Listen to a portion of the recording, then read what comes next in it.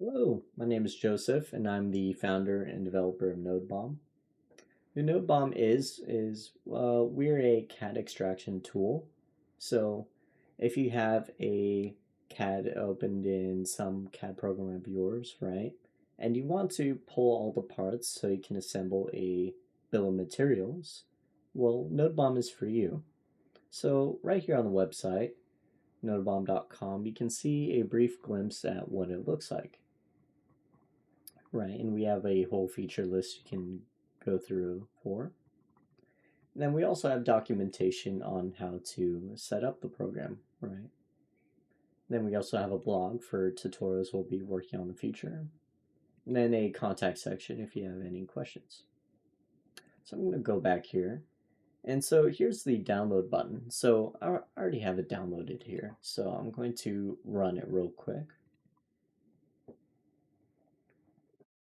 And it shows a splash screen right here, just showing that it's starting up. You might not see it here. That's all good. And so it automatically opens us to NodeBOM. So on the left here, you can see our sidebar. So we have our theme selector. So I'm going to blind your eyes for a brief glimpse. So this is light mode. And then we have dark mode and then system. So based off your system maybe has light mode during the day, right? And then we have an AI provider section. Now, if you're a free member, it'll be locked to NodeBOM Premium. But if you have the paid individual license, you can have access to all these right here. So these right here is a llama. So you can decide to run LLMs locally if you need a more air-gapped solution for NodeBOM. And then right here you have your bring your own key solutions. Now NodeBOM is designed to be a local first tool, right? If you decide to use AI, at least any like bring your own key solution or NodeBOM Premium, of course it's going to contact some cloud service, right? That's out of my hands for that. But if you decide to use a llama, then you're preferring a more local first approach, which I encourage. That's the point of NodeBOM, right? But if you have a paid plan, it's going to ping the cloud servers once a week just to make sure that you're subscribed to your plan. Just to leave things off as much as I can, right? And right here we have the settings section. Now here we have some accessibility. Maybe you want higher contrast, maybe less animations, or some bigger text. Then right here we have some integrations, one of which includes Nexar, or formerly known as Octopart. So you can bring your API key that you've derived from Nexar site. So when you've created your account, you've automatically created a free account. And then you can decide to pay for their plan so you can basically have more parts lookups, right? So from the free plan, you can have parts per month or however much as they've changed based off their plan, right? They have their terms of use, so you automatically agree to it. Then right here we have Onshape, which is the tool is currently in beta. But you implement your access key and secret key from your developer tool section in Onshape. Can learn that a little bit more here. Then I'm going to hit done. And right here we have our tool section. Now these are going to be a bit more useful once I have an assembly open. I'm going to do that right here with our extract BOM button. Right here it's opened a radial menu. Now, NodeBOM has support for 5 CAD programs at the moment, and all of these are freely accessed even for free members. That's designed just to be as friendly of a tool as possible, right? So I already have a assembly in SolidWorks. Okay, so I'm gonna hit this right here. And it's opened all of my parts, right? So I have my part numbers, part names, quantity of each, and unit cost, and some other bits like dimensions. Now, part costs are automatically cached, so I changed this value previously. So for example, if I change this to $3, right, that's going to update right here. But if I clear my workspace right here, click yes, and then I'm going to extract it again, you're going to see that was changed, right? And that's not saved on any cloud server, that's saved on your device's browser cache. Both being done securely. So right here, as you change your unit cost, it'll update right in this total cost selector. And then right here, we also have toggle currency. So maybe you want to work in euros. Maybe you want to work in non-imperial units. Maybe I want to work in metric, right? So that's changed right there. And then if I scroll down, so in my SolidWorks window, I had sub-assemblies within the larger assembly. And this is color-coded with these right here. So I can obviously collapse these right here. So it's a little bit less to look at. It also shows how much each sub-assembly costs, right? So I'm going to move to BOM management, which opens up when you have your active workspace. Note that this feature and several others are locked to paid plans, so free members do not have access to this right here. So right here we have our thumbnails for each part, particularly useful if you have a bunch of parts like these where it's a little bit more difficult to understand what it is. So we have part number, description, material, and these we can change within. So if I change my description, it's gonna be like, hey, do you want to sync the change? What syncing is a bidirectional editing, okay? What that means is when you changed these three settings right here, it will write back to the program's part, so it's saved right there. So this is really useful if you don't want to change the part numbers in your CAD program, because, well, SolidWorks, for instance, you have to open up every part's properties individually. It's really big of a hassle. It's going to eat in your time trying to change all your properties when it's open all right here. Very useful feature. Now, in the supply chain and sourcing, we also have our make and buy right here. So maybe I want to buy the part, right? I don't need to make it. Here I could put lead time, particularly useful for my team, right? I could have my vendor and vendor part number. You can also decide to sync your changes with this button right here. So maybe I changed this one right here. So it's going to ask me if I want to sync all the changes. And it's going to warn me in doing so. Okay, so let's pull up a more in-depth assembly, because all these part numbers are not so, let's say, detailed. Okay, so I'm going to extract another assembly. Now I have one in Fusion 360, and NodeBOM is designed to be very versatile. So I have two workspaces right now open at the exact same time. Very handy, right? I could also, my window is pretty big here if I need to see more information.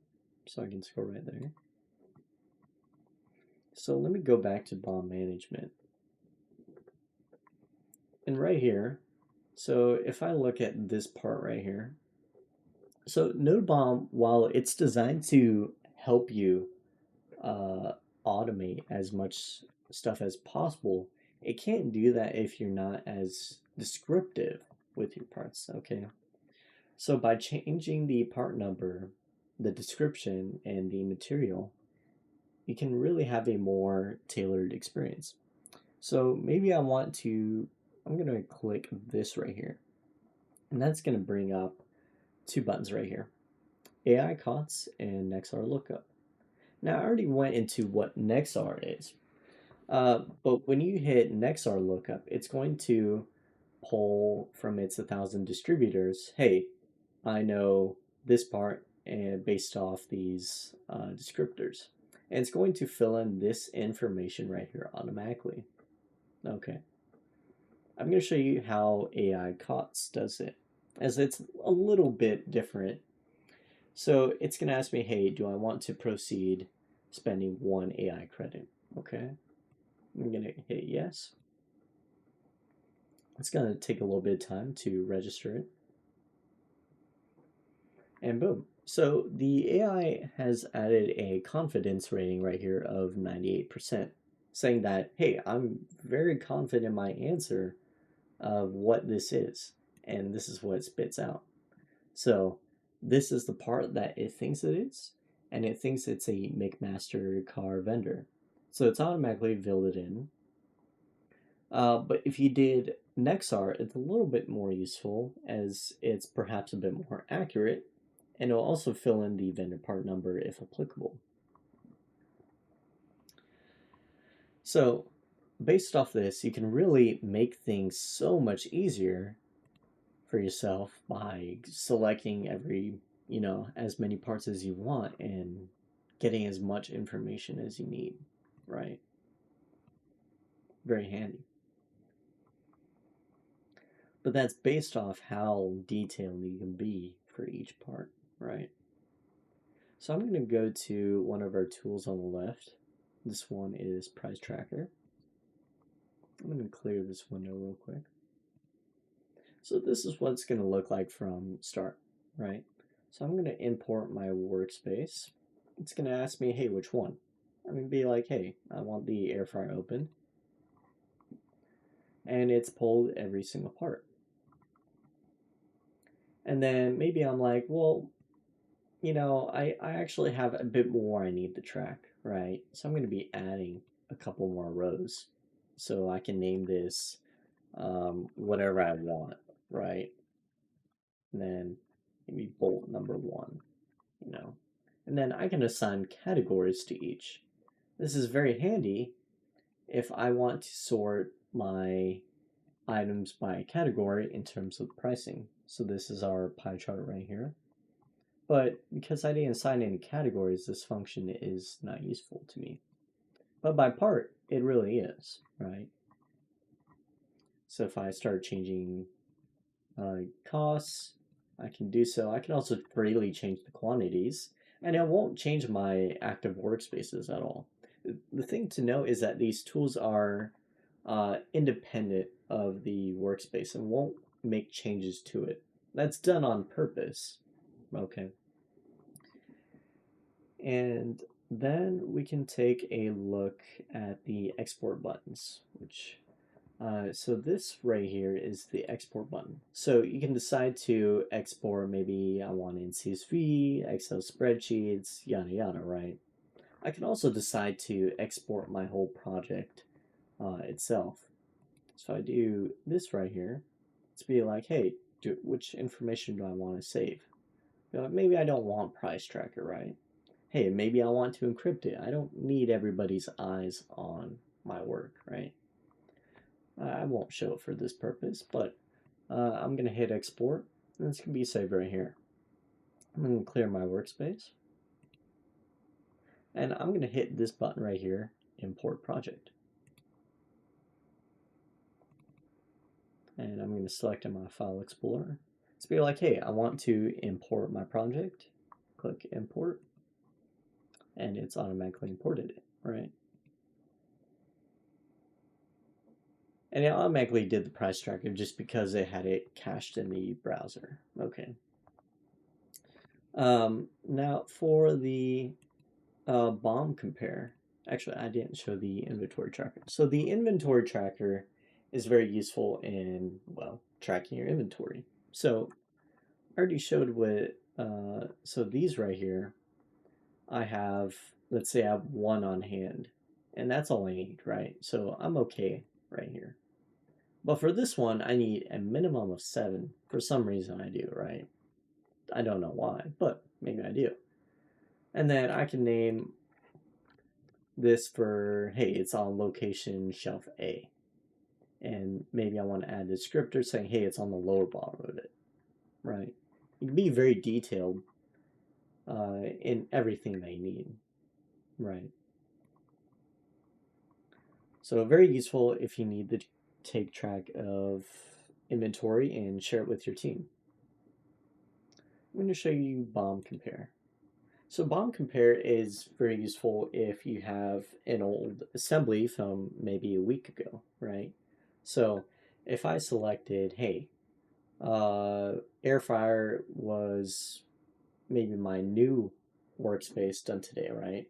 Maybe my SolidWorks assembly, my Raspberry Pi, is my old one. So I'm going to say this is my baseline. And then my new assembly is my air fryer. And then right here, it's going to say, hey, I added 146 parts, but I removed 25. That makes sense because, well, none of the parts are shared between these two assemblies. So it's going to say, hey, I removed these 25 parts, and I added this amount. So you can see all the changes that are made, as well as price, and then the newly added ones. And then the thing to keep in mind is that for the export button, it is all unique to your tool window. So for the assembly window, this export button works on this assembly. So it's not going to be grabbing information from every single thing that you've opened. That's done to isolate changes. So maybe your team doesn't need to see your second assembly or your inventory tracker at the moment, right? And so that is pretty much all that NodeBOM has to offer in terms of physical features. If you want to work more on the digital side, we also have this big AI button right here.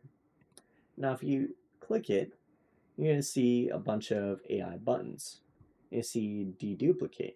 Well, deduplicate is a feature to find if there's perhaps any duplicates in your parts. So maybe I added one extra part in my CAD window that I didn't need to. Well, it's going to use an AI to decipher it, right?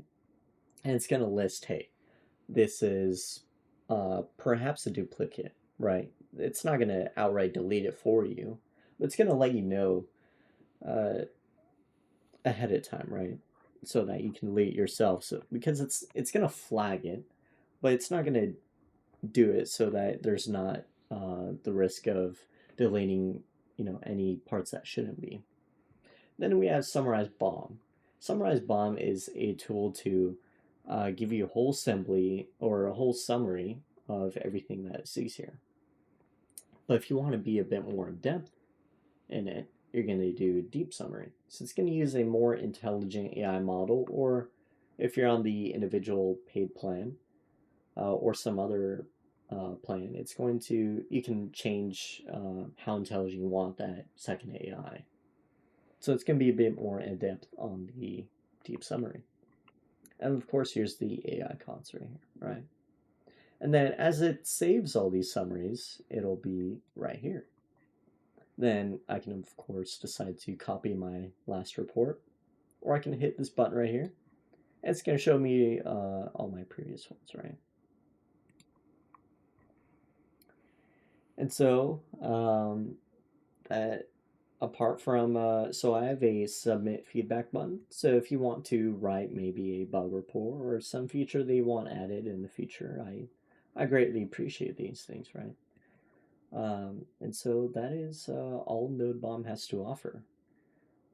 We can turn back to the website right here.